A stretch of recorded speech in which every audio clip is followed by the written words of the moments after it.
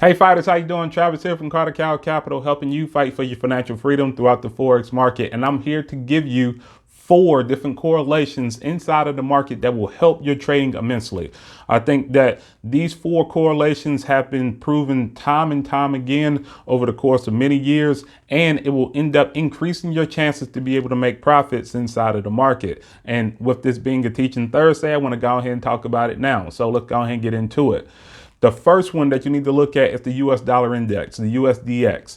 Typically, when the USDX is going up or appreciating in value, then that means that all of the US dollar pairs are doing the same thing. So you look at the US JPY or the US Canadian dollar. Typically, the dollar is gaining strength over them opposite pairs. Now, that can be the same thing with the euro dollar and the Australian dollar. Typically, the market is going down, which means that it's giving strength to the United States dollar. So keep in mind when you're looking at your charts that it's always best to go ahead and take a look at what the US dollar index is doing before making your decision on what's going on and how you're going to end up trading the US dollar pairs.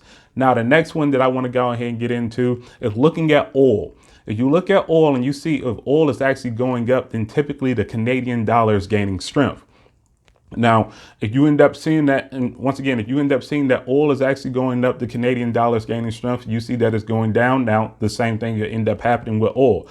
All right, the same thing will end up happening with the Canadian dollar. So I would end up looking at the Canadian yen, I would look at the Canadian Swiss franc and the pound CAD to kind of get an example of what's going on with the market when oil is actually appreciating. If you end up seeing that, then more than likely you will end up noticing that the Canadian dollar is slowly ticking up and actually gaining in strength between those actually pairs.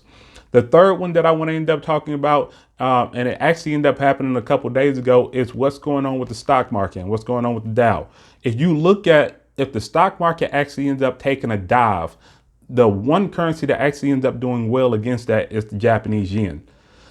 So anytime that the Japanese yen is actually end up going down, then you should be looking to buy, or anytime that you end up seeing the stock market go down, you should be looking to buy the Japanese yen. You should be looking to see how that's being affected, because typically in times when the Dow actually goes down, the Japanese yen actually ends up going into strength.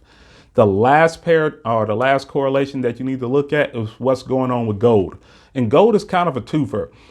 Typically, when the dollar is going up, gold typically goes down.